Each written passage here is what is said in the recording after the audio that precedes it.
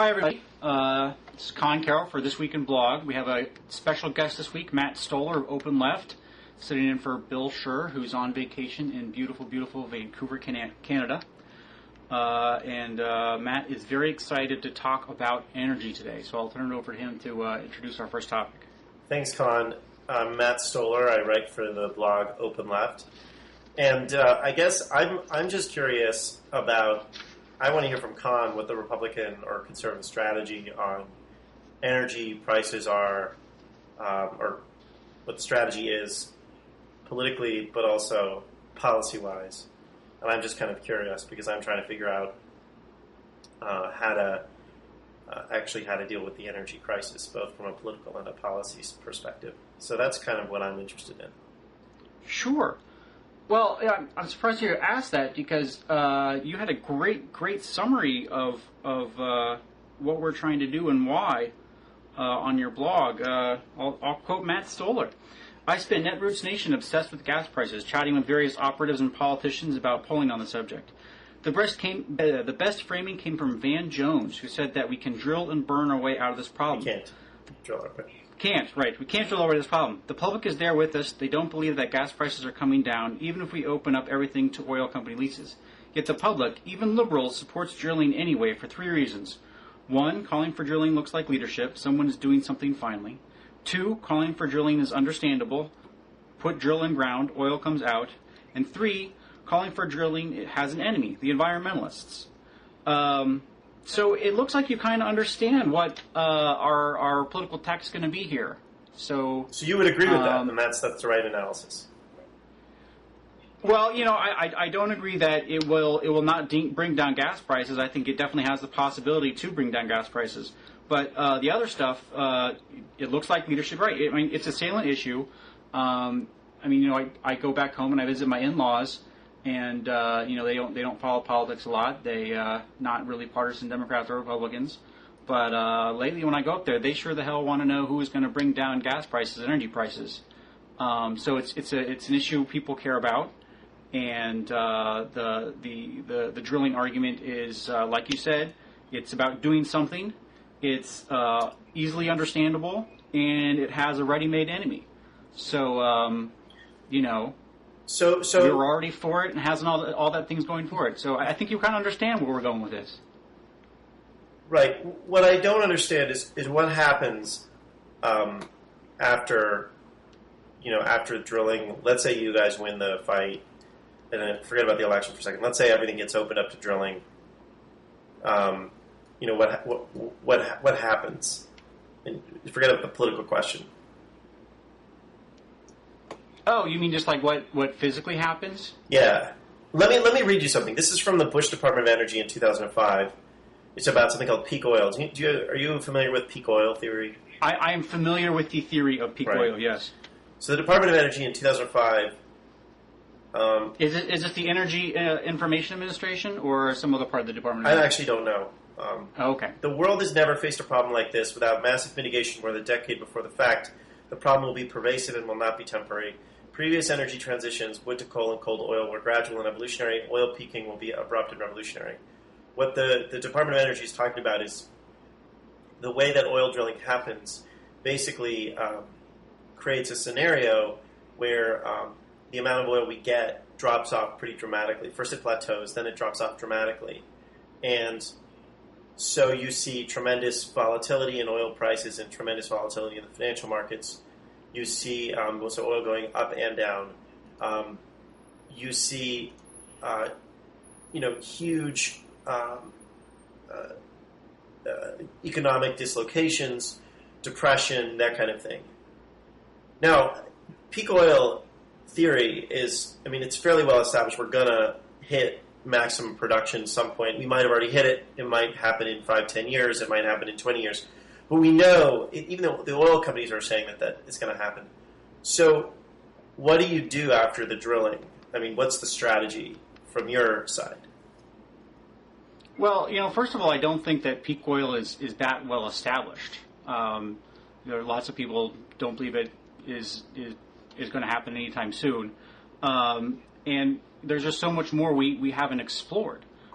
For example, the U.S. Geological Survey just came out with a report today. I was reading the New York Times that they found, or they believe that there is as much oil up in the Arctic as there is in all of the Middle East.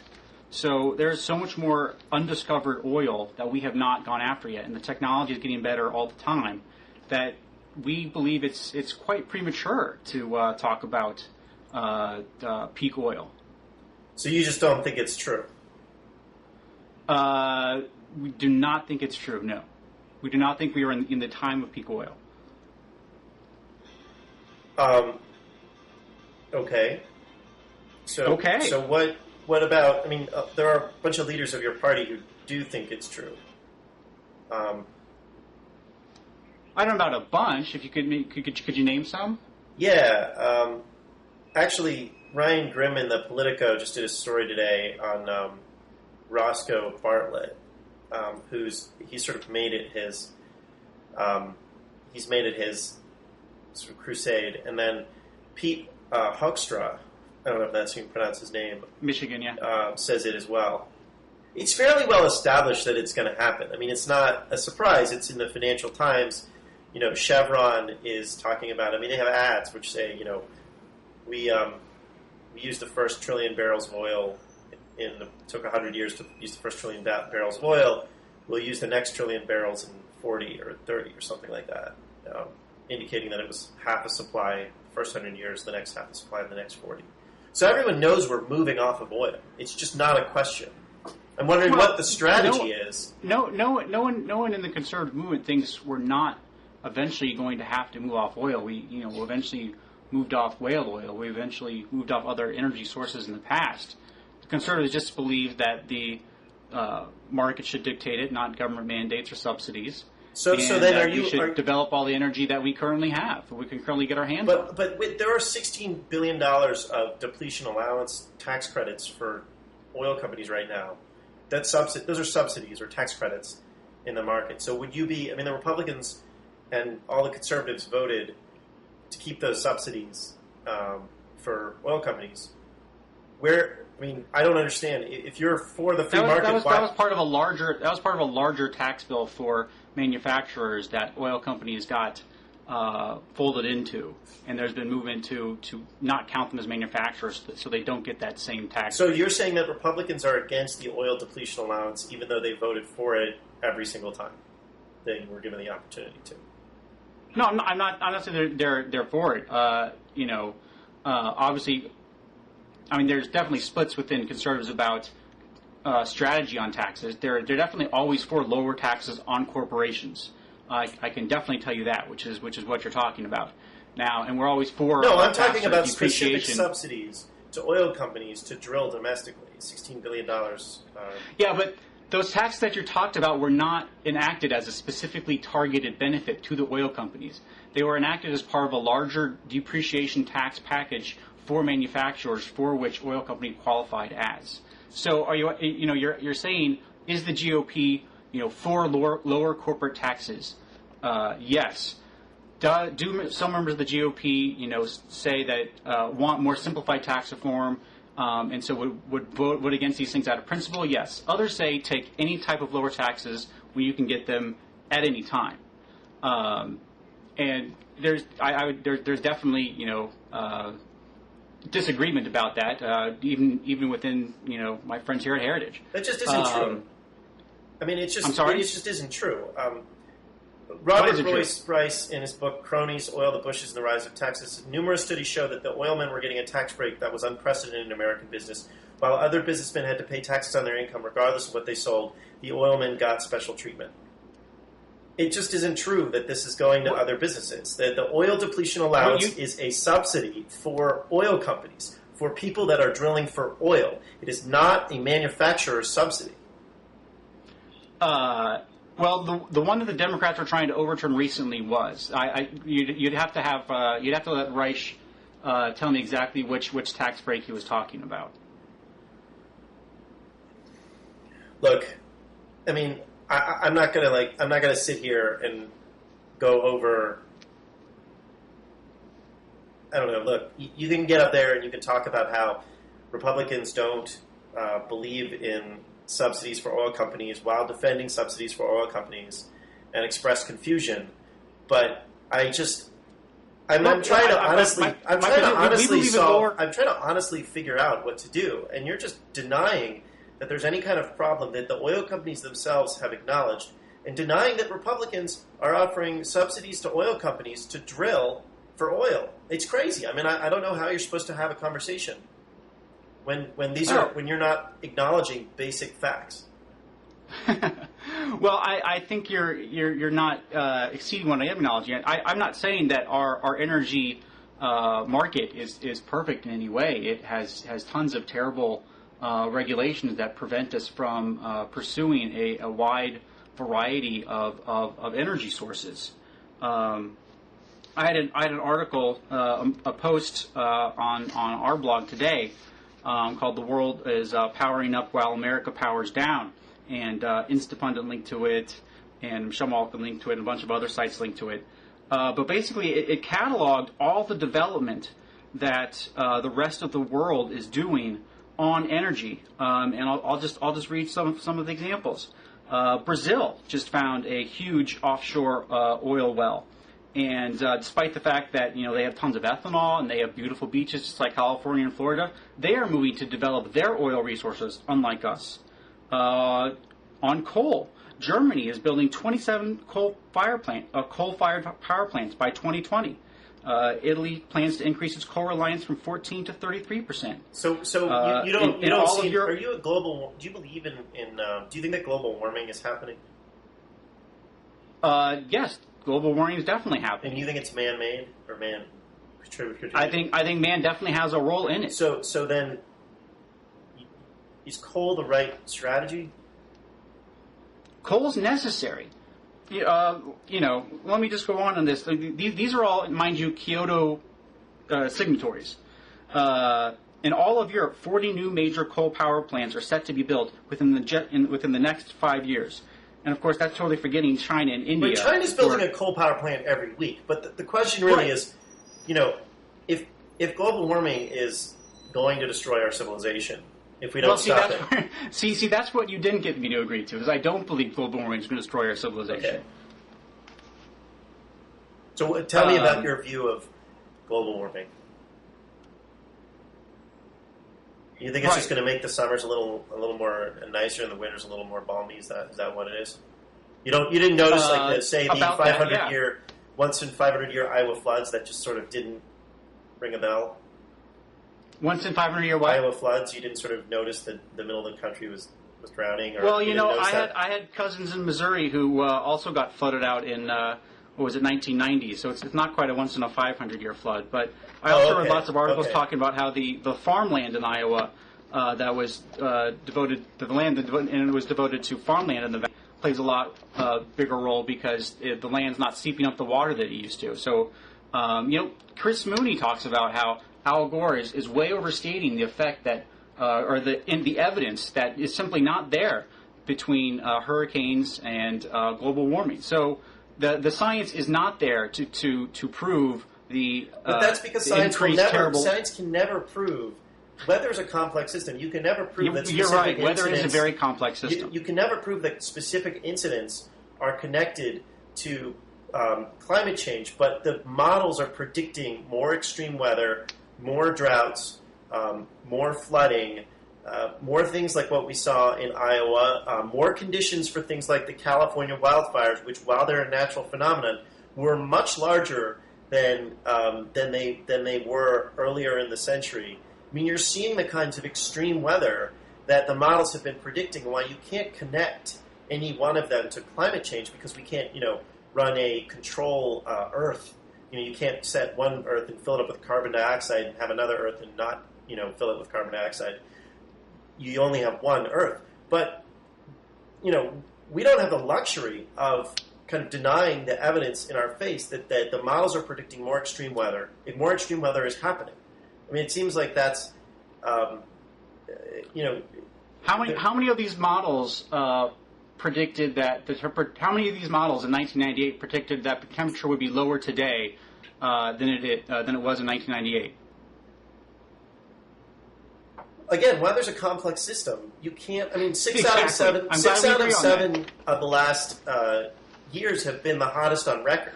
You know, the overall trend is up. I mean, just because, say, the stock market went down yesterday doesn't mean that that it has gone down every day since 1930. These are complex systems, but it doesn't mean that you can just sort of draw one set of data points and decide that global warming isn't happening. I mean, that's just irresponsible. Right. Well, I think we're getting into a much larger argument as to how much of this risk we're going to take on, and you obviously believe that there's a high probability chance that unless something is done immediately, and I can ask you in subject what that something would be, that we are going to face a very high probability of absolutely catastrophic conditions later. Whereas I think the costs of let's move on from that. Let's move on from that because I think we've sort of fleshed that out. Okay, now the maximum amount of price relief I've seen at the pump from the economists that I've read is that drilling everywhere. Let's say we had enough rigs, which we don't, but let's say we drilled everywhere and put drills in the Jersey Shore and Florida everywhere. It would decrease prices at the pump by maybe 3 to 6 cents a gallon. Prices went up 1 cent a day every day last month. So what do we do beyond drilling? Right. Well, now we're talking about what type of price effect it would have. And first of all, I saw on one of your posts there, you went along this line and you talked about how if we absolutely drilled everywhere, it would decrease the price of oil only by 3 cents a gallon. Right. And you call it the centrist NRDC, that's which right. made me giggle. It's like calling it the centrist NRA on gun control. No, that's not true. The NRDC cooperates and collaborates with John Warner, Republican, Joe Lieberman, Independent. I mean, you can chuckle, You're but right. The reality is that they work very closely with Republican members, more moderate Republican members, and more moderate Democratic members. There's no question that they're a centrist group. There's also no question that the corporate sector tends to be aligned with the Republican Party, has been asking for a policy on global warming for a long time. So pretending like NRDC is some liberal group is a joke. I mean, it's a joke. Yeah, we'll get to the corporate, partners asking for action on global warming in a second, because that's a whole separate issue, which is tied to the housing issue that I want to talk about. But let's just stay on the price issue, because I followed through your link on the centrist NRDC, and it was to a Time article where it just said the NRDC was talking about price being low 36 cents, and the quote that you actually linked to was just talking about the NRDC and the Outer Continental Shelf, not combining. Okay, so let's go to your sources. sources. What kind of price? Since your family wants to know what kind of price relief you're going to see. Well, in 10 years, when we get the drilling ready, what kind of price relief is there going to be? Well, let me backtrack a bit, because Bill always loves to cite this same Energy Information Administration study, which I bet is where the NRDC got their numbers, although it's not cited in that Time article, where the Energy Information Administration says if you opened up the Arctic National Wildlife Refuge, it would only decrease the price of gas by 41 cents on a barrel of oil by 2026 is the EIA's number. Which is great because, I did a post a while back called, only liberals could believe government is good at predicting prices. Because the EIA is good at a number of things. It's good at cataloging what our current petroleum reserves are. It's good at cataloging what the prices are and what they've been over the past. But what the EIA is very bad at is predicting prices in the future. So I went back and looked at some of their past predictions. And in 2005, the EIA made prediction for oil prices for every 5 years extending through 2025. And on the low end, the EIA predicted the average cost of crude oil would close at $34 by the end of 2005, drop into the 20 to 30 price range in the next 20 years, and close at $30 in 2025. Now, of course, when I wrote this post, oil had closed at $145 a barrel. So by my math, the EIA was only 392% off on price. So anytime you talk about economists pinpointing the price of oil to 41 cents a barrel is really, really silly. Because if governments were good at predicting prices, communism would have worked. but it didn't because they're not. Well, neither are companies. Ford's economists were shocked when the price of oil went above $50. Chevron's CEO... Southwest Airlines was not. They've been hedging very well, and that's why they're the only airline that's posting a profit. But the point is that there are parts of the government which have been predicting things and that make accurate predictions, and there are parts of government that don't. I mean, I'm sure there are states that predicted these prices effectively or more effectively than others. And so you've got Chevron, which the CEO expressed astonishment that the price could go above $80 a barrel, or Ford, the CEO of Ford, who's expressed astonishment that the price could go above $50 a barrel. You know who hasn't been wrong about price predictions? Liberals who believe in peak oil theory. They were predicting $100 barrel oil prices 5 or 6 years ago. I mean, Yeah, they were also wrong in the 70s, though.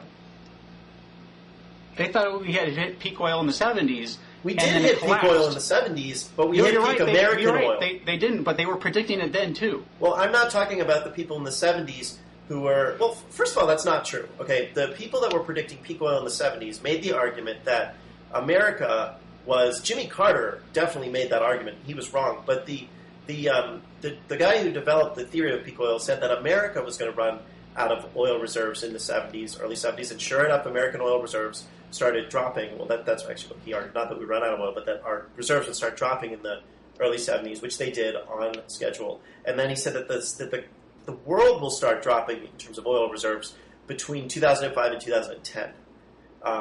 So, I mean, obviously America didn't run out of oil because we were importing oil, but this is not a problem that we have not anticipated. There's just a finite amount of oil, and the public knows this. I mean, though the public wants drilling, the public also assumes that gas prices are not coming down. But I want to hear from you, if government can't predict gas prices, and no one can predict gas prices, and it seems fairly clear. I mean, T. Boone Pickens is saying that what you're going to get offshore is not particularly impressive. What kind of relief are you going to provide with that extra drilling, which should hit our gas stations in about 10 years? Well, I don't think it'll take that long. Let me just run some facts by you. According to the Energy Information Administration, there are, now these are estimates, 19.1 billion barrels of oil in the Outer Continental Shelf. There's another 10.4 billion barrels in the Arctic National Wildlife Refuge. Also, according to the Energy Information Administration, the U.S. has only 22 billion barrels of proven oil reserves.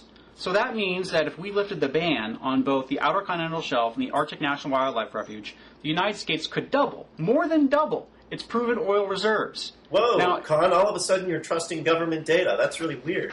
I thought you thought that government was really bad at prices. I'm saying they are cataloging reserves, which is something the government is good at doing that. They do census, which is a good thing. Counting is something the government is good at.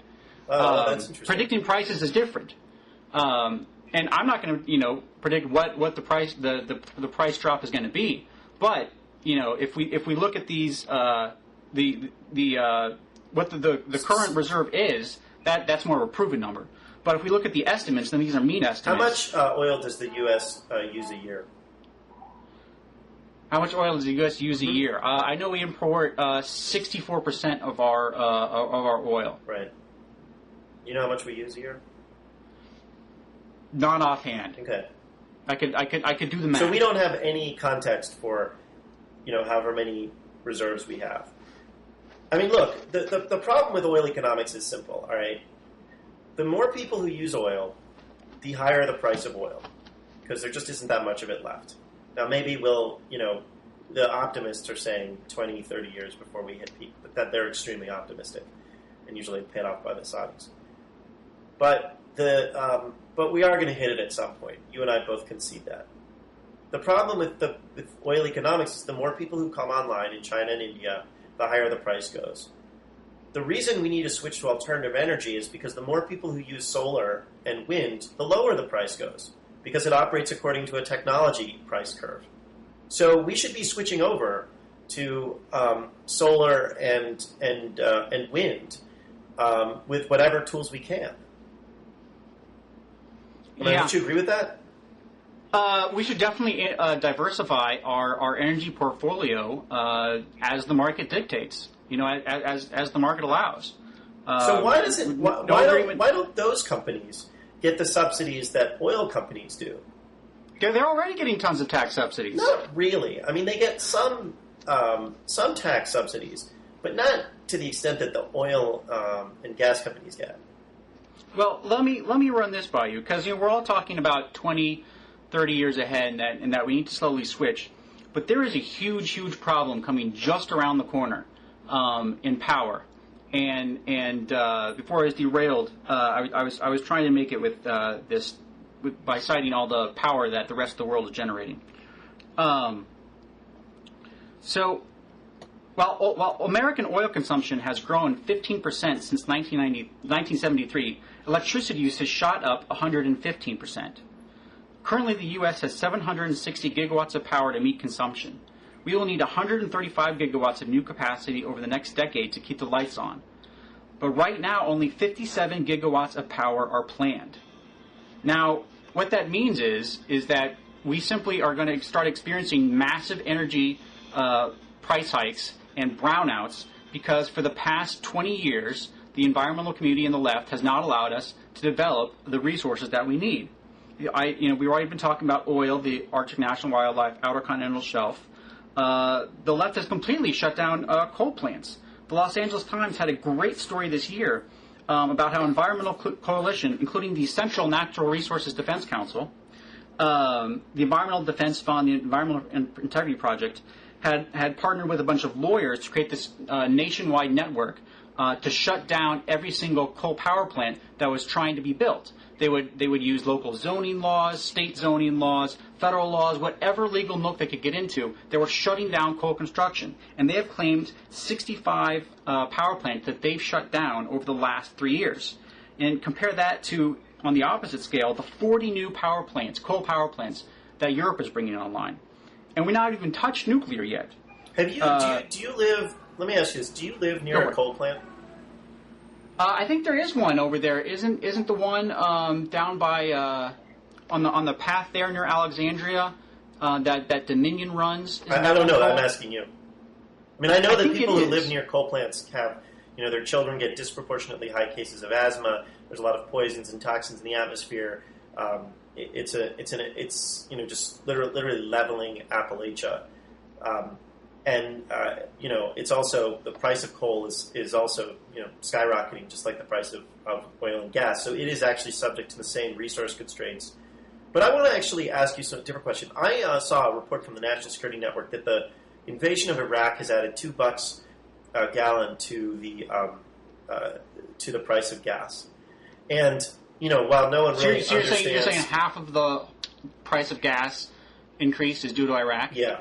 Or not due to Iraq, but due to the... I'm going to go ahead and say most economists aren't bold enough to make that claim. Well, I mean, that's true, because it's impossible. Good. Well, actually, I don't know about most economists. I think most economists aren't going to go out and analyze that question one way or the other.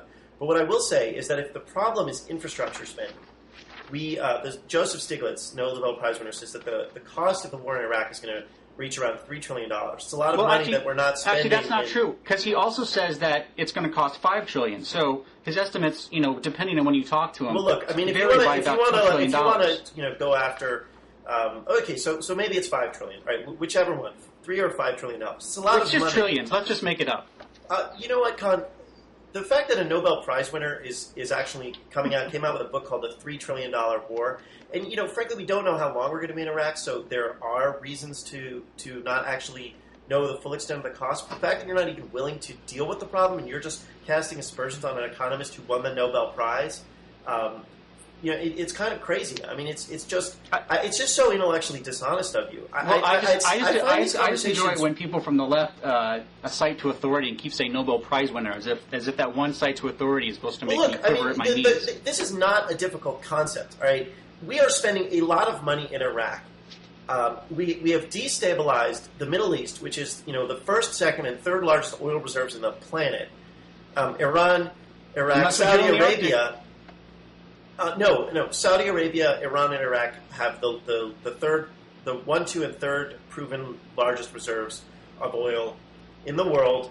when you invade a country like Iraq, you destabilize the markets. It's why oil prices spiked when Saddam Hussein invaded Kuwait in '91. It's why oil prices have spiked recently, and the big worry is that that Saudi Arabia, there will be a destabilization of the royal family there, or that there will be an attack on Iran or something like that. These things destabilize the region and increase the price of oil. Beyond that, if you're talking about infrastructure, it's simply undeniable that we've spent hundreds of billions of dollars of direct government cash in Iraq. Now, the overall cost of the war is going to reach many times that. I think we could both agree on that. But if you're talking about a problem with infrastructure, then what are we doing in Iraq? And if you're talking about a problem with gas, what are we doing with 130,000 or 140,000 troops sitting on the second largest oil reserves on the planet and destabilizing the whole region that we rely on for our oil?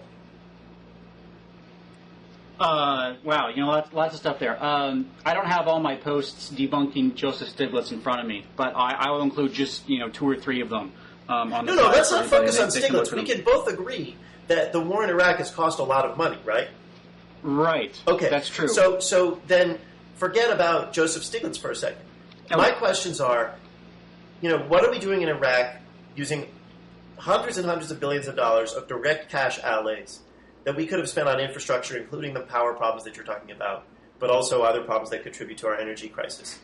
Well, don't you think that the fact that we're destabilizing a region with the first, second, and third largest proven reserves of oil on the planet is contributing to the increase in the price of gas? Okay. We'll start with the second one. Yes, initially I think it did have an increase in the price of gas, but as security improves in Iraq, that'll come back down, and I think most economists, most more than Joseph Stiglitz, and the big criticism that you'll see most economists tag on his book is that he completely discounts the rise of India and China and the price of gas, and it just overstates the role that the invasion has in the price of gas. But moving to your first point about the resources that put into Iraq could be put on infrastructure. The problem is there's absolutely no guarantee that all this infrastructure would have been built because of the environmental left. Because there's tons of money, private money, waiting to build coal factories, to build this infrastructure, but the left, within their environmental laws, won't let them. The same with nuclear. France gets 80% of its power from nuclear, but they have a great nuclear waste management system where they recycle their fuel. Jimmy Carter banned nuclear fuel recycling in the 70s, and we've never been able to do it. So we do not have a nuclear industry that has the wherewithal to manage its waste because of too many regulations.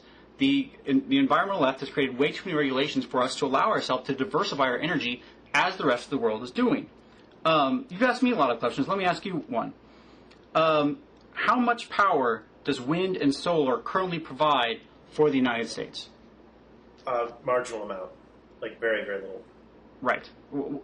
Wind is 1% and solar is 0.01%. Right. So my question would be, we need these 135 gigawatts within the next decade, and only 57 gigawatts are currently planned.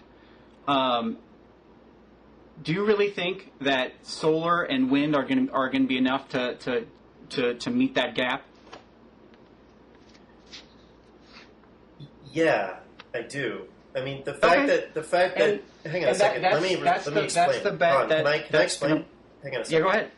So, the idea that wind, we have not deployed that many windmills or have not deployed solar on a mass scale, and so we can't do it. It's kind of a weird. It's just kind of a weird attitude. And this country, in I believe it was in 1940, maybe it was 41. This country produced 0 tanks. Within a year, we produced something like 200,000 tanks a year. It's not that we can't do things in this country. We can do tremendous things. We just have to have the political will and the leadership to do it. I mean, that's what Republican T. Boone Pickens talks about. I know Al Gore has done sit downs with all the venture capitalists in Silicon Valley working on sustainable energy, the scientists, unless you think that we can't innovate around energy. I know that the military is spending huge amounts on sustainable energy systems. And I don't see why we couldn't deploy huge amounts of infrastructure. I mean, if we're going to build the coal or nuclear, why couldn't we build solar? It's not like the sun, isn't everywhere. Yeah, well, I have no problem with private money trying to build coal and nuclear. The problem is that our environmental laws won't allow the capacity to come online. And I have no problem with private capital and ingenuity coming on, bringing wind and solar. It just the economics and the technology just aren't there to make it mass scalable yet, and it won't be. So then, why are you asking me? Why are you asking me how we're going to meet this huge gap in energy demand? I mean, won't the market just solve it? Well, in a way, it will. If by market solve it, you mean very high energy prices, which is the market's way of rationing energy. What I mean by solve which will then make sustainable energy systems viable. Which so private money flows. Well, in. see, I guess that's it. Is that you believe the amount of pain American consumers and the American economy will suffer when that energy gap becomes a reality over the next 10 years. That pain, the market will send a signal that will eventually make wind and solar. No, I don't concede that at all. But I seem to remember that it was energy deregulators in California, people who could deregulate the energy market in California, that allowed Enron to basically manipulate prices with energy utilities in Texas and California to basically destroy billions of dollars of taxpayers' money, or essentially defraud the public of billions of dollars of taxpayer money. I don't concede that high energy prices are a result of regulation. In some cases, they're a result of deregulation, which is what we saw with Enron. Would you admit that the shortage of power not coming online is a result of too much regulation? No. The fact that we're not building more, the fact that we can't build coal, nuclear, and develop oil, would you at least concede that is due to too much regulation? That we can't build... Right. No, the reason we're not drilling at Anwar now is because the government passed a law. The reason we're not drilling off California right now is because the government passed a law. No, the people of California decided that they didn't want oil rigs federal lands. They're federal lands. Yeah, but the people of California also don't want oil rigs off of their beaches because tourism is a huge industry there. I mean, you're dealing with a problem where, this is the industries within California have a right to those resources as well as the oil industry. I mean, it's not like you can simply say to people, I mean, you don't care because you're a Republican, but, you throw hundreds of thousands of people in the tourism industry out of work. That's pretty bad. But these are all decisions we are making, as a government. I mean, there's no market here. This is just rules that the public is setting up. This is why I find the whole argument so absurd. You're talking to me about an energy policy, and then you're saying that the market will provide. We should just let the market provide everything. Well, look, and you're just, Republicans are all for. Your whole argument is just fake. You won't even acknowledge that oil prices have anything to do with Iraq or with the. That's not true at all. I just don't think they're half of it like you do. So tell me, how is the market going to deal with Iraq and our oil price problem there? I don't even understand the question. Of course you don't. Because your philosophy doesn't make any sense. Right. Well, let me go back to You're saying the market should deal with oil prices, and I'm saying that doesn't make any sense. Because we're sitting on the second largest oil reserves on the planet, and with 40,000 troops. And I'm saying that has something to do with the oil price problem. And you're saying, no, the market will provide. And we just need to get the government out of the way. I'm saying, well, the government is sitting on Iraq right now, which is causing our oil price problem. So I ask you how the free market is going to handle Iraq. And you're like, I don't understand the question. Of course you don't understand the question. The free market can't work until there's law and order and enforceable contracts, which is not the case in Iraq. As soon as Iraq stabilizes and come online, they'll get their oil back. But I want to move off energy really quickly, but I just want to make one more point about, you're talking about federal lands off California and how, Californians should have a vote, etc. Republicans, conservatives are all for the federal government selling all of their land. Remember, the federal government owns about 80% of the West, of the land, not to mention the offshore. The conservatives are all for the government selling all of that to the highest bidder, so that the tourism industry in California can try to outbid the oil companies for that land, so it can be most productive. Conservatives would be 100% fine with that solution, but that's not the reality we live in. The reality we live in is that environmentalist left has created these regulations and laws that don't allow for energy production on these lands. But I want to get to another point, another completely different point, which is housing. Have you been following the Fannie Mae debacle at all? Not that much. I mean, I've been following the housing situation for 3 or 4 years, but I have not been following the specific regulatory changes. Okay, but you're familiar with Dean Baker? Yeah. Okay, so this is Dean Baker talking about the Fannie and Freddie bill that just went through. Okay, we all know the argument for bailing out Fannie and Freddie bondholders. If we didn't, then homeowners would be paying much higher interest rates on mortgages for many years to come. But why are we bailing out the stockholders? After all, aren't stockholders supposed to lose their shirts when they invest in a bankrupt company? I've heard members of Congress say that stockholders have already lost 80% of their investment. So what? Losing 80% is better than losing 100%. Furthermore, not all stockholders bought their shares last year. Some bought their shares last month, just before the Fed, Treasury, and Congress came to the rescue. So what's the deal? I don't know what to think. I don't want to think bad things about our political leaders. So what legitimate reason could they have for putting Fannie and Freddie stockholders ahead of children needing child care and health care for seniors who can't afford to pay for heating oil this winter? In another post, back in his other blog, Dean Baker a couple months ago made the point that the housing bill then, as still currently written and passed, is a voluntary program. So it allows the Countrywides and Bank of America, the big banks that made all these loans, they're the ones who get to decide whether or not borrowers can participate in the program. So what that means is that they get to cherry pick their worst loans and then give them to the government. And Baker's point was that this is a bailout of Wall Street and not homeowners. So now I'm going to switch to Larry Kudlow over at the Corner, who was talking about how much Wall Street loved this bailout bill that was rammed through by Chris Dodd and Barney Frank and the Democrats. Can bad Washington policy sometimes work to the benefit of financial markets? In the short run, the answer is certainly yes. Nothing illustrates this point better than the gigantic Fannie and Freddie housing bailout bill that will soon pass Congress and be signed into law by President Bush. This is a perfect example of Washington's new too-big-to-fail corporatism, or even semi-socialism. Fannie and Freddie are getting their dream wish list of expanded loans, expanded debt, a full-fledged explicit government guarantee, and virtually nothing in the way of real reform, all in return for Uncle Sam's guarantee.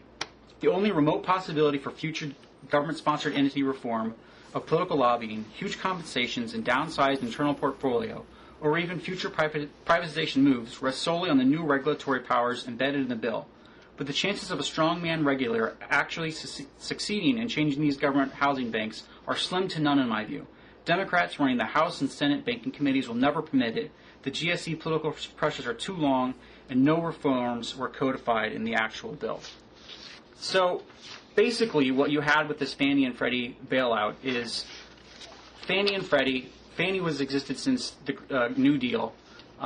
Freddie came along in the 70s, and they were initially government entities, but they're semi-privatized in the 70s.